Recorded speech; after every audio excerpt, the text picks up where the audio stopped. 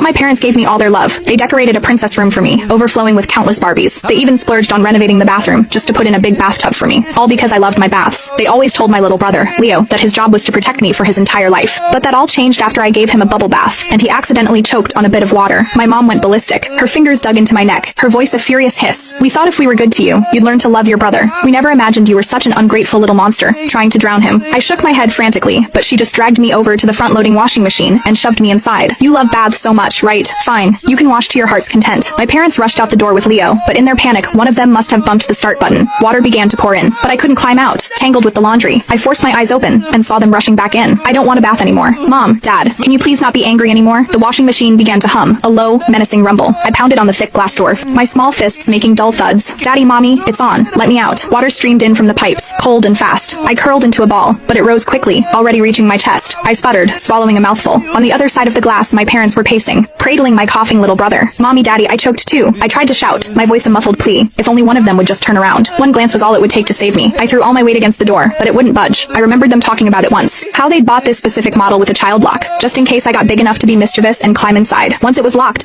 for good. The drum began to twitch, then slowly turn. The icy touch of the metal walls pressed against my skin. Suddenly, the whole world jolted and then began to spin. An irresistible force threw me up, slammed me down, and threw me up again. My body crashed against the hard drum with a sickening thud. I tried to scream for help, but the moment I opened my mouth, soapy sweet-smelling water flooded my mouth and nose. Dad, Mom, dizziness washed over me, a crushing weight on my chest. I fought to keep my eyes open, desperate for one last look at them. I saw them, a blur of motion, hastily pulling on their jackets. I am so disappointed in Penny, my mom's voice cut through the roar. If she'd do this to her brother while we're right here, who knows what she does in private? She needs to learn a real lesson this time. What do we do, honey? Dad sounded panicked. Leo's been coughing forever. His face is turning red. The hospital. We're going to the hospital. Now, the machine's first spin cycle paused. The suffocating water slowly drained away, but my relief was short-lived as a new gush began to pour in. Terrified, I used every last bit of my strength to bang on the glass. Daddy, Mommy, please save me. Penny can't hold on. My mom, who was putting on her shoes, froze. She walked towards me. Mommy, help me. I whimpered, a flicker of hope igniting in my chest. I knew it. She was just trying to scare me. I'd never ever hurt Leo again, not even by accident. She reached out a hand, but not for the door handle. She stood a few feet away, her face a mask of disappointment as she pointed a finger at me. You still don't think you're wrong, do you? Trying to break the machine to show me you're angry? Penny, your brother is 2 years old. The first word he learned was sis. And this is how you treat him. You can stay in there and think about what you've done. We've spoiled you rotten, and that's how you became so entitled. I cried and shook my head, feeling the water rising up my back again. My head was still spinning from the first cycle. I weakly slapped the glass to get her attention, but it only fueled her rage. She kicked the machine, the metal frame vibrating from the impact. You dare talk back to me? No, Mommy. The water will fill the whole thing. I can't survive that. I started praying for the water to rise faster, so she'd see the danger and let me out. A soft beep echoed, and I braced myself, pushing against the walls with my arms and legs. Click the link in my bio to get the full story for free.